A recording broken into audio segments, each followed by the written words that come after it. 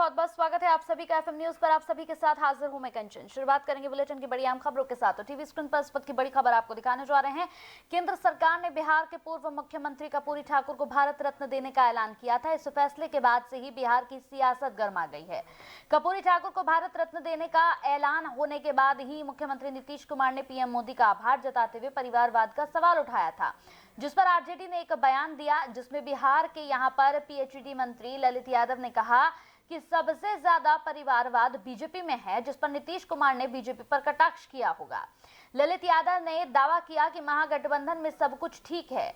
नीतीश के बयान पर लालू प्रसाद यादव की बेटी रोहिणी आचार्य ने पलटवार करते हुए कहा कि समाजवादी पुरोधा होने का उसी का दावा है, हवाओं की तरह बदलती जिनकी विचारधारा है।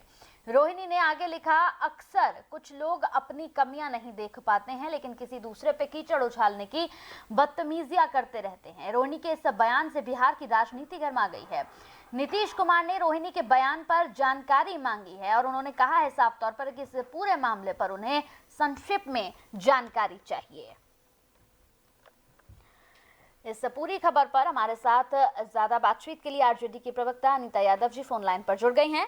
अनीता यादव जी, बहुत बहुत स्वागत है आपका। और सीधा सवाल मैम, नीतीश के परिवारवाद जी नीतीश जी बोल कंचन जी ना जी जी कंचन जी, मैं प्रवक्ता नहीं हूँ, पार्टी की प्रदेश उपाध्यक्ष हूँ। जी, प्रदेश उपाध्यक्ष अनीता यादव जी, बहुत बहुत स्वागत है आपका। अब सवाल मैं पूछ रही हूँ आपसे कि केंद्र सरकार ने बिहार के पूर्व मुख्यमंत्री कर्पूरी ठाकुर को भारत रत्न देने का ऐलान किया था, जिसके बाद एक अलग ही सियासत गर्मा गई। आपने देखा नीतीश के परिवारवाद वाले बयान से यहाँ सियासत गर्माई और उसके बाद रोहिणी आचार्य ने जो एक ट्वीट किया है, उस ट्वीट को लेकर अलग ही सियासत यहाँ पर गर्मा गई है। नीतीश कुमार ने साफ तौर पर उस पर जानकारी भी मांग ली है। इस ट्वीट का क्या आधार है, क्या मतलब है मैडम? देखिए, मुझे अभी तक कहीं से ऑफिशियल ये जानकारी नहीं मिली है कि नीतीश जी ने परिवारवाद में के लिए क्या वो कहना चाह रहे हैं। पूरे भारत में परिवारवाद है ना, भाजपा इससे अछूता है जिसको पता नहीं परिवारवाद क्यों कहा जाता है। जो जिस डॉक्टर का बच्चा डॉक्टर बन जाए तो उसको परिवारवाद नहीं कहते, वकील का बेटा वकील बनता है तो परिवारवाद नहीं कहते, कोई योग्य ही एक्टर का बच्चा एक्टर बन जाता है तो परिवारवाद नहीं कहते। तो किसी राजनीतिक का बेटा अगर राजनीति करता है तो उसको परिवारवाद क्यों कहते हैं, मुझे समझ में नहीं आता। परिवारवाद वह तब होता है कि बिना इलेक्शन का उसको कुछ घोषित कर दिया जाता है ना। तो ये जनता के चुनाव से कोई भी आता है तो इसको परिवारवाद कहना गलत है, पहली बात। ठीक है, पता नहीं फिर भी नीतीश जी क्यों बोले, किस पे बोले, क्योंकि जैसा कि मैंने पहले भी कहा कि इससे न भाजपा छूटी है न कांग्रेस छूटी, उनका इशारा किनकी तरफ था मैं नहीं जानती। रही बात रोहिणी आचार्य जी का ट्वीट मैंने देखा तो वो भी किस ये कह रही हैं वो मुझे नहीं पता।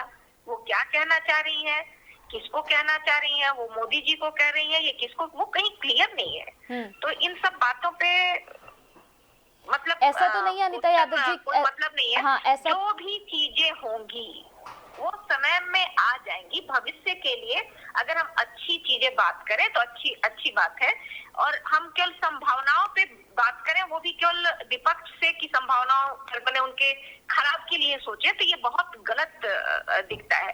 जबकि अभी हमारे वर्तमान में बहुत सारी समस्याएं हैं, युवाओं के रोजगार की। आप कभी मेरे से डिबेट नहीं करती कि तेजस्वी जी ने, आपके यहाँ से कई बार मैं जुड़ी हूँ तो ऐसे क्वेश्चन किए जाते हैं, कभी नहीं पूछा जाता कि तेजस्वी जी ने जो वादा किया था महागठबंधन की सरकार के तहत वो सारे वादे पूरे हो रहे हैं। ठीक है, तो अभी कितने सारे हॉस्पिटल खोले गए, कितना अच्छा काम चल रहा है, पर्यावरण पर हो, चाहे ये टूरिज्म पे हो या युवाओं के रोजगार पर हो, इस पे कभी डिबेट होनी चाहिए। ये अच्छा होता। बात इस पे होती कि 3 बीएचयू की बेटी, 3 भाजपा के जो कार्यकर्ता थे वो बीएचयू में एक लड़की के साथ गैंग रेप करते हैं, उनको वो उनकी फोटो सभी पदाधिकारियों के साथ, यहाँ तक कि हमारे प्रधानमंत्री नरेंद्र मोदी के साथ वायरल होता है, उस पर डिबेट नहीं होता। मणिपुर में अभी कैसे समस्या चली उस पर तो बात इस पे होती तो अच्छी होती। हाँ, फिलहाल तो मैडम ये मुद्दा बहुत ज्यादा गरमाया हुआ है इस पर, क्योंकि अगर देखा जाए नहीं ऐसा नहीं है मैडम, हम सभी मुद्दों पर हम डिबेट करते हैं, लेकिन जो मुद्दा गरमाया होता है उस मुद्दे पर पहले बात होती है। बहुत बहुत शुक्रिया अनिता यादव जी, आपके साथ आगे भी मैं इस पर जानकारी जरूर साझा करूंगी। बहुत बहुत शुक्रिया हमारे साथ जुड़ने के लिए। तो नीतीश के परिवारवाद पर बयान से सियासत पूरी तरह से यहाँ पर गर्मा गई। अक्सर कुछ लोग अपनी कमियां नहीं देख पाते हैं। ये रोहिणी आचार्य जी का बयान, यहाँ पर बयान का एक ट्वीट उन्होंने किया है जिस पर उन्होंने साफ तौर पर लिखा है कि खुद जताए क्या होगा, यह खींच जताए क्या होगा, जब हुआ न कोई अपना योग्य, विधि का विधान कौन टाले, जब खुद की नियत में ही खोट। समाजवादी पुरोधा होने के दावा करते हैं, हवाओं की तरह बदलते जिनकी विचारधारा। इस तरह के ट्वीट यहाँ पर रोहिणी आचार्य की ओर से किए गए हैं, जिसके बाद नीतीश कुमार इस पर यहाँ जानकारी मांग रहे हैं कि आखिर इन ट्वीट का क्या कुछ औचित्य है।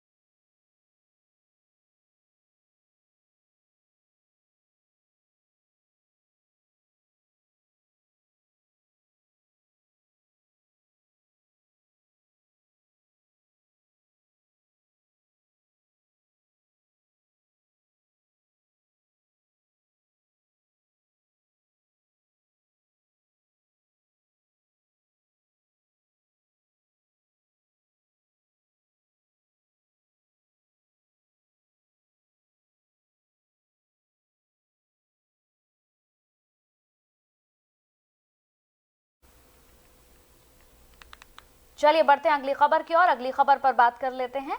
तो कांग्रेस की भारत जोड़ो न्याय यात्रा का आज 12वां दिन है। आज यात्रा असम से कूच कर बिहार जिले के यहां पर बक्सवीरहाट से पश्चिम बंगाल में प्रवेश कर रही है। इस दौरान राहुल गांधी ने संबोधित करते हुए कहा कि पश्चिम बंगाल में आकर मुझे बहुत खुशी हो रही है, हम आपको यहाँ पर मिलने आए हैं। उन्होंने साफ तौर पर कहा है कि मुझे बहुत प्रसन्नता हो रही है, हम आपकी बात सुनने आए हैं, आपके साथ खड़े होने आए हैं। बीजेपी और आरएसएस नफरत, अन्याय और हिंसा फैला रही है। इंडिया गठबंधन एक साथ अन्याय के खिलाफ लड़ने जा रहा है।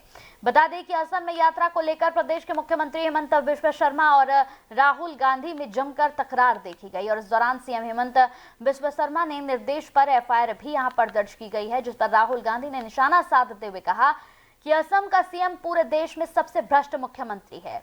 दूसरी ओर राहुल की यात्रा पर एक दिन पहले यानी कि बीते दिन पश्चिम बंगाल की मुख्यमंत्री ममता बनर्जी ने ऐलान किया कि उन्हें भारत जोड़ो न्याय यात्रा के बारे में कोई जानकारी नहीं दी गई, ऐसे में वो इस यात्रा में शामिल नहीं होंगी। बता दें कि आज के बाद 2 दिन 26 और 27 जनवरी को यात्रा का ब्रेक रहेगा। 28 जनवरी को यात्रा फिर शुरू होगी, जो पश्चिम बंगाल के जलपाईगुड़ी और यहाँ पर अलीपुरदुआर, उत्तर दिनाजपुर और दार्जिलिंग होते हुए 29 जनवरी को बिहार में प्रवेश करेगी। 31 जनवरी को यात्रा फिर मालदा से यहाँ पर शुरू होगी, पश्चिम बंगाल में प्रवेश करेगी और मुर्शिदाबाद पहुंचेगी। मुझे आज बहुत खुशी हो रही है। हम यहाँ आपकी बात सुनने आए हैं, आपके साथ मिलकर खड़े होने आए हैं। वेस्ट बंगाल के हमारे कार्यकर्ता हैं, लीडर्स हैं, आपका मैं धन्यवाद करता हूं कि आपने इतने प्यार से मेरा स्वागत किया। न्याय यात्रा के पीछे, न्याय यात्रा में हमने न्याय शब्द जोड़ा है क्योंकि देश में अन्याय हो रहा है। बीजेपी, आरएसएस नफरत फैला रही है, हिंसा फैला रही है और अन्याय फैला रही है। इसीलिए इंडिया फॉर्मेशन एक साथ अन्याय के खिलाफ लड़ने जा रहा है।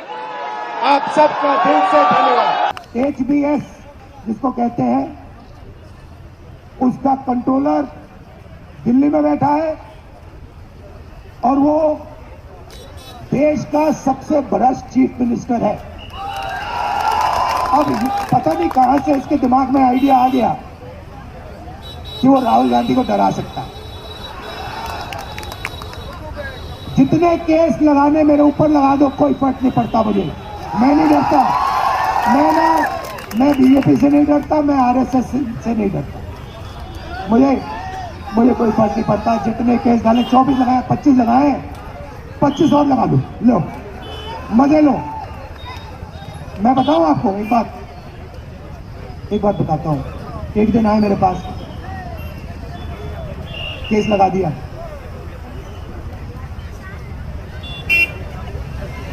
केस हरवा दिया। मैंने अडानी के बारे में एक भाषण दे दिया पार्लियामेंट में, देखा होगा आपने। अडानी जी के बारे में भाषण दे दिया, और मोदी जी के खास दोस्त हैं, वो दोस्ती है। तो उन्होंने कहा भाई दोस्त को तो बचाना पड़ेगा, मेरे ऊपर केस लगा दिया, पार्लियामेंट से निकाल दिया। कहा कि भैया राहुल गांधी की लोकसभा की सदस्यता रद्द कर दो, कर दी। फिर मेरा घर ले लिया, सरकारी घर है, घर ले लिया। जब वो घर लेने आए, मैंने खुशी से उनको चाबी ली और कहा देखो भैया ये तुम्हारा घर है, मुझे ये घर नहीं चाहिए, उठा के ले जाओ। मेरा घर पता कहाँ है? मेरा घर हिंदुस्तान के हर नागरिक के दिल में है। मुझे तुम्हारे घर की जरूरत नहीं है। मेरे असम में लाखों घर हैं, मेरे उड़ीसा में लाखों घर हैं, मेरे उत्तर प्रदेश में लाखों घर हैं। मुझे घर की कोई जरूरत नहीं। आपने इतना प्यार दिया, इसके लिए दिल से आपको मैं धन्यवाद।